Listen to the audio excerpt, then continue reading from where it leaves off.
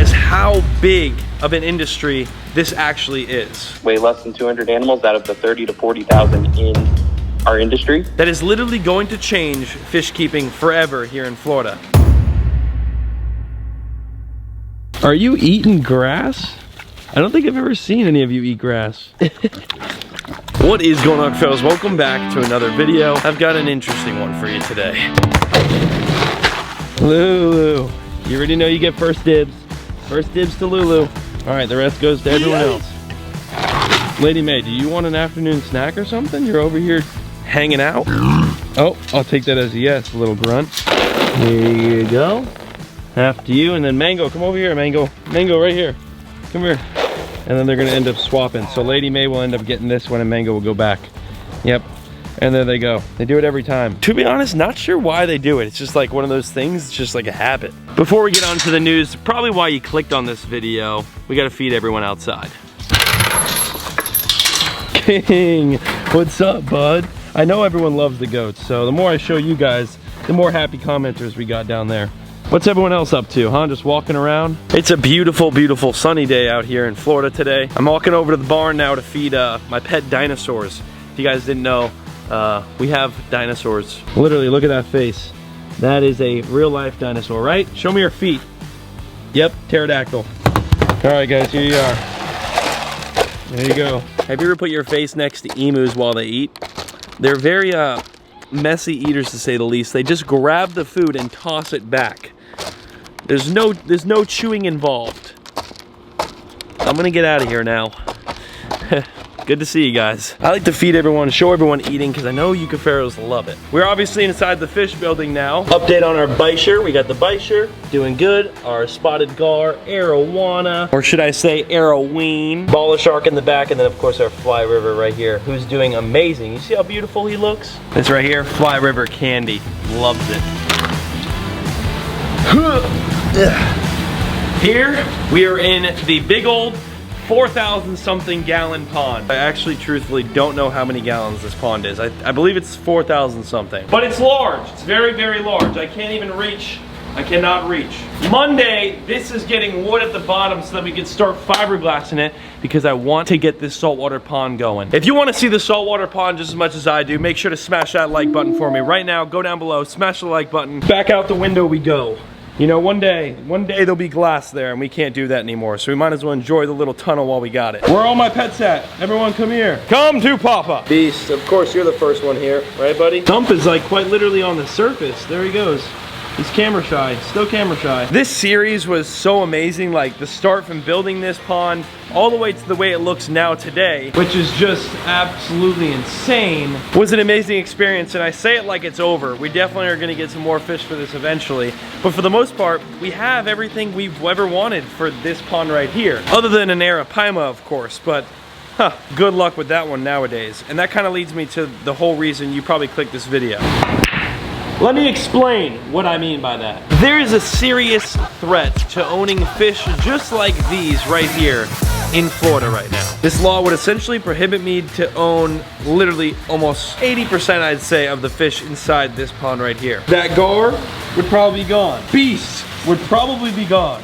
Haku definitely be gone. Red tails, jaguar cichlid. I don't know about the giraffe nose catfish down there. Koi fish would probably be good. Clown knife fish. These fish would all not be allowed here in Florida. And that is because FWC has proposed some rules that is literally going to change fish keeping forever here in Florida, if passed. This won't only affect just freshwater, by the way. It is also going to affect the saltwater side of things as well. Corals, invertebrates, everything. Now granted, I am a bit late on this whole subject, and I had meant to make a video on this a while back so that we could bring awareness to it, but we still have plenty of time. I will explain to you how you can help in just a second. Let me give you the rundown on why this is a thing. Now, what this is exactly is something called a whitelist. FWC, Florida Fish and Wildlife, is proposing this thing called a whitelist. And a whitelist is essentially a list of everything that we, as the hobbyists, can keep legally, as opposed to a blacklist, which obviously us as hobbyists would prefer that, because then it would just be a certain list of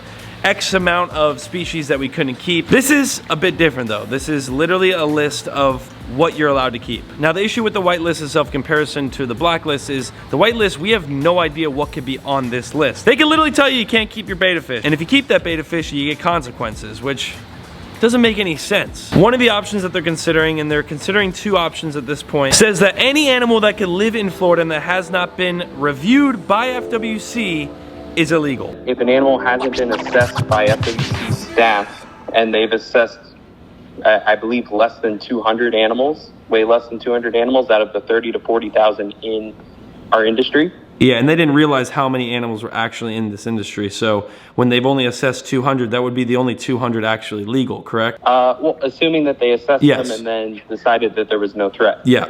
So if option 2 were to pass, our industry would just shut down. Now my friend Tommy, the aquarium guy, you guys know him very well, said it best. A whitelist is going to be extremely hard for FWC to enforce, because in that case they'd have to literally come to not only everyone's residential homes but fish stores as well, and they're going to have to go through and seriously identify every single one of those fish inside the store. And let's be honest, even someone that is in this hobby 24/7, talks about, researches 24/7, you literally don't know every species. And you'd actually be surprised on how many FWC officers are completely clueless. The goal with what they're doing here is to avoid any non-native species taking over Florida's ecosystem, but they have it all wrong. Let's say you go to a store and buy a pacu. That pacu is this big, right? When you go to the store, you see these little tiny fish and you're like, these are so cool and they're predatory. And little do you know, a pacu ends up getting so big that you literally have nowhere to put it once it grows. They get extremely large, so don't be fooled. And honestly, it can go the same exact route for the hybrid catfish beast here and red-tailed catfish. They're super small. The more they eat, literally the bigger they get. I don't know how big beast is, but he's got to be pushing 10 plus pounds, maybe more. I don't know. And that's just a couple years old. And when people don't have ponds like this to house them, what do?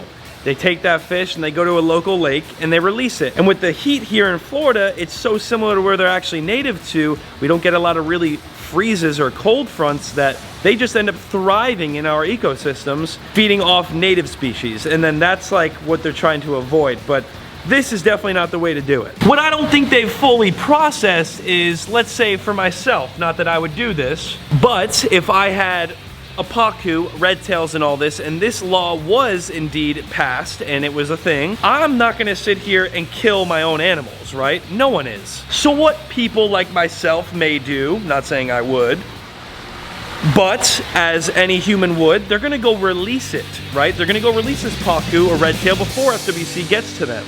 And then essentially a mass amount of people are doing this exact same thing, and it's gonna triple, quadruple, if not 15x what they didn't want, and it's all gonna happen like that.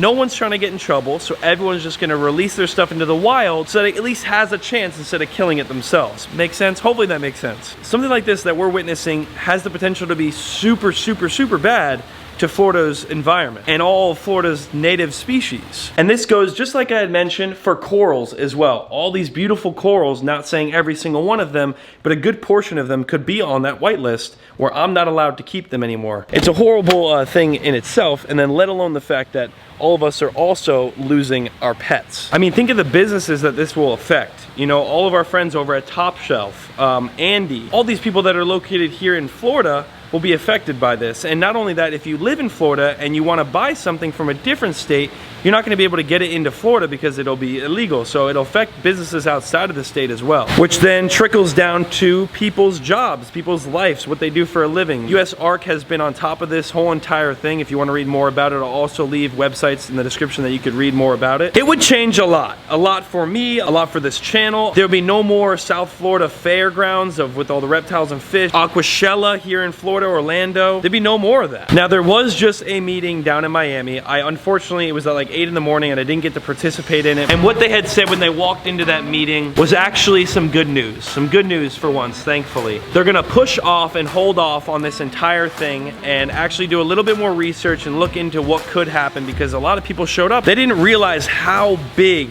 of an industry this actually is. And when realizing that, they've seen the consequences that could come along with what their rulemaking was, and now they're looking a little bit more into it before making any permanent changes, which is good. They thought it was about 10 to 15 times smaller than it actually is. So they're going to take time, learn more about it before they come up with a rulemaking. Gotcha. All these fish I have grown myself for years. It would be the worst feeling in the world to have to kill them. So please click that share button down below, share this video. Again, I wish I would have made this video a little sooner, but we still have plenty of time. So FWC, open up your dang eyeballs, and yeah, that's all I gotta say. I appreciate you guys so much for watching. I know this video definitely was not normal, a little bit more talking than average, but this right here was a 100% necessity and needed to be said and spread to the world right here. So you may ask yourself, how can I help?